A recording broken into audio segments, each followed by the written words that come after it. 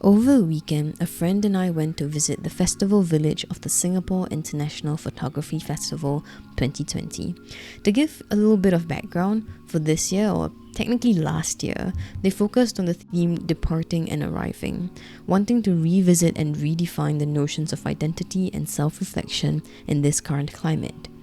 With works by local and international artists, they each dive into their pasts, histories, and belief systems to tell their unique story. The festival is pretty huge and quite an undertaking from the team themselves, spanning multiple event sites across Singapore from the Art Science Museum to the Esplanade Tunnel. Each event had different run times and some might require a ticket to enter. For this one though, the festival village at 37 Emerald Hill, it was a former Singapore Chinese girls' school, now tucked away in a side road in the heart of Orchard.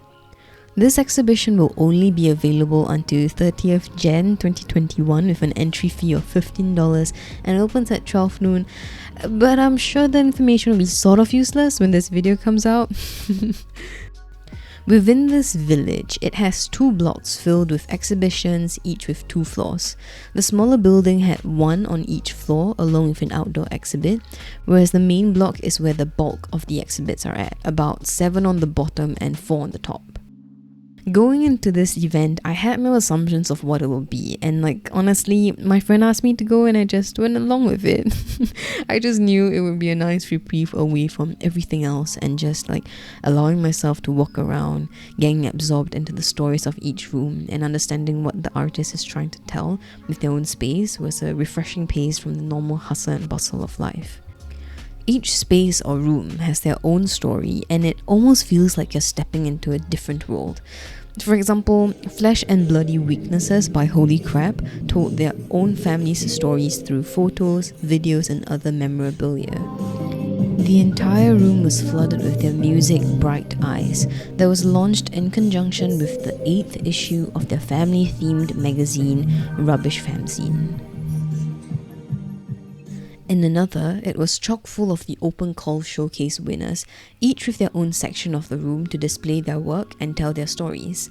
From talking about leprosy by photographer JT and its impact to the individuals, to Ghost Workers in China by Louis Fan, where it discussed about the massive layoffs that happened in the 1990s and early 2000s, that people eventually forgot those people existed and that they are still struggling.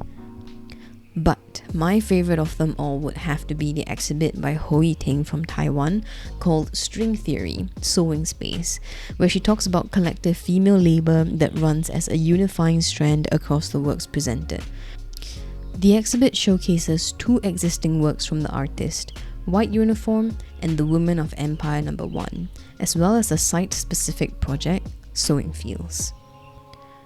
In White Uniform, she addresses the intricacies of sexual difference and labour relations, colonialism and national identity, collective history and personal memory, all through the simple enjoyment of a packed lunch on a long train ride. In The Women of Empire No. 1 and Sewing Fields, she expertly combines 2 mediums, photography and embroidery, into one, bring attention to the role colonialism and political regimes have to play in shaping this present division of labour by colorizing the canvases thread by thread. It was such an interactive exhibit that allowed you to add your own take onto these canvases, allowing you to slow down your pace through this event and just focus on lifting the needle, threading it, and going through the motion of embroidering.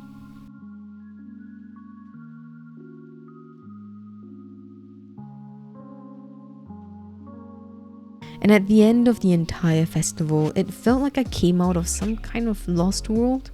Like I was teleported back to the hot and humid Singapore and it was back to the regular grind of life.